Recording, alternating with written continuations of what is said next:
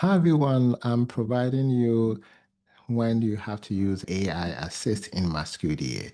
In my first video, I talk about the first way of doing that. And so let me go to the second way. The second way is when you are not sure about the information that is significant. If you cannot identify any information that is significant addressing the research question, then you can use the system to help you. And how are you going to do that? We're going to go through the process and then see what we can do here. As you can see, I have my 5 participants, and these are my research questions. I created containers for the research question, burnout causes and solutions. So I want to go through the data, identify information that are significant, and develop code to address my research question.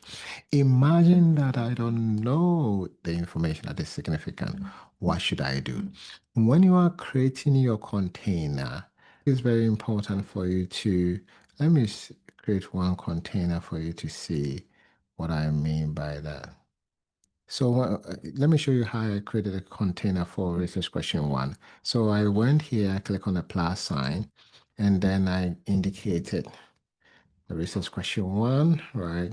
I have already the research question one here, so I'm just gonna type research question one new, right?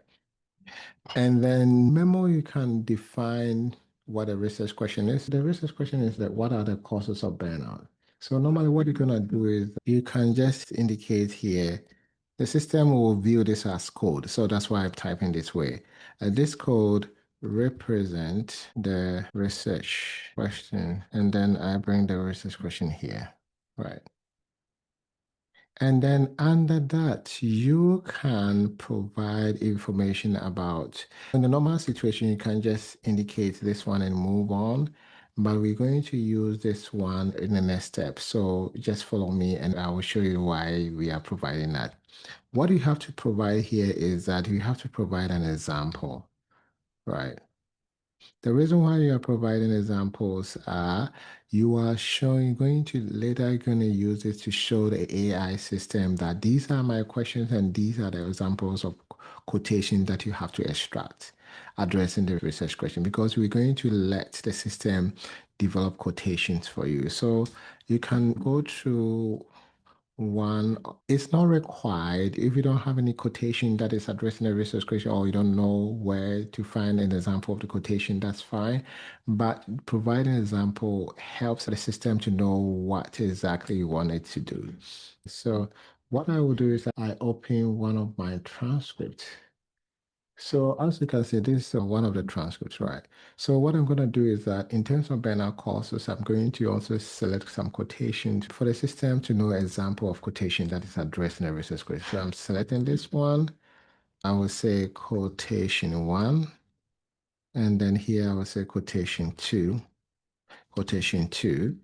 So I go and then I have another quotation that I can do about cause of burnout, numerous clinical and administrative tasks. So I bring the quotation here, right? You can bring dots, yeah, 3 dots to show that there's some information before that. So now I bring the quotation. The last one that you have to state is that it's called delimitation. You know, the reason why you have to have this is why you want to tame the system. You want the system to know what exactly the boundaries, right? What are the boundaries, right? So what do you want the system to do? What do you don't want the system to do? So boundaries, establishing boundaries is very great so that, the system will do what you expect you to do if, you want to show the boundaries. So this is a strategy that you can use. You can use a word like always. You can start with a word like always extract information that is addressing the research question. Or you can also say never extract information that doesn't address the research question. Or so you can use never, always. Yeah, so to draw a little bit of boundary, so I can say that always extract relevant quotation from the data addressing the research question. Right. So that's the strategy. Just present a boundary so that the system will work within those boundaries. So when you are done, you click on OK. Right. So that's what you're going to do. And then if you want to change the instructions, you can always go back and do that by right-clicking on this. If you go back, right-click on it and go to properties, you will not see what you type in terms of the instruction that you're going to give to the system or information that related to the research question that we typed, right? So this is where you're going to go. You right-click on it and go to Memo. Memo has all the information that I type. You see it here, it has my research question that I type, examples, and also delimitation, right? So you can also add or adjust any information that you want to adjust before you start coding the process. What if we just create a code without giving the information about the code under memo? This is what is going to happen.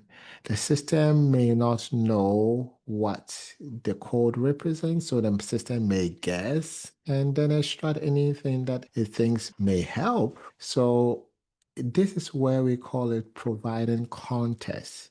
You provide examples of the quotation, and then you give a boundary that will help the system to give you what you want, right? So as you can see here, the old one that I did, when you go to right click here and you go to memo, you see what I wrote. So similar to what example that I gave you about this code for the research question one new. This is the old one. You can see that I provided examples. I indicated what the code, what the research question is, and also provided the limitation. Only extract quotation addressing the research question. Right. So now that we finish, we're going to start the process. So I have my two research questions, and I want the system to go through all my transcript, extracting significant information that is addressing my first research question. You go here under document and select all of the transcript that you are interested in, right click on it and go to AI Assist and go to AI Coding, right?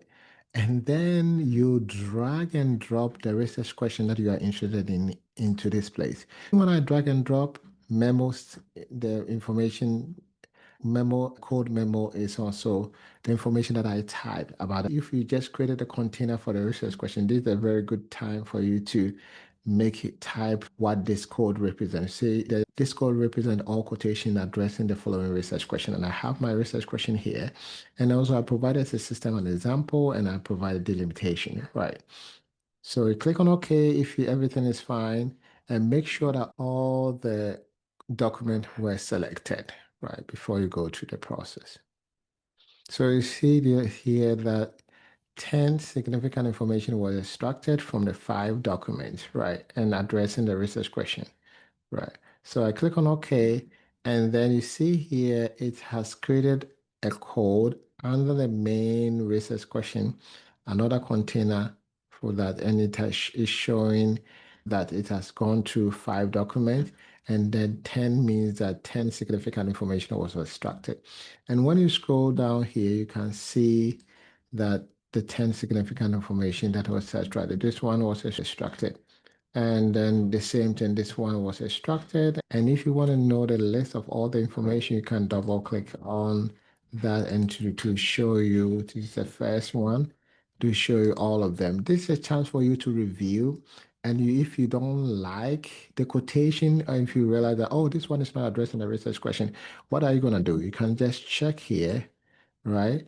And then you can delete. So you always have a chance to review, make sure that everything is addressing the research question before you go ahead. And this is also a good time if you want to code everything by yourself. After you have selected significant information, it's a good time to code. You can always generate a code here, right? So you can select and then you can click on retrieve segment with a new code and you click here and then you type a new code and you type OK. So this one code can be called having long hours.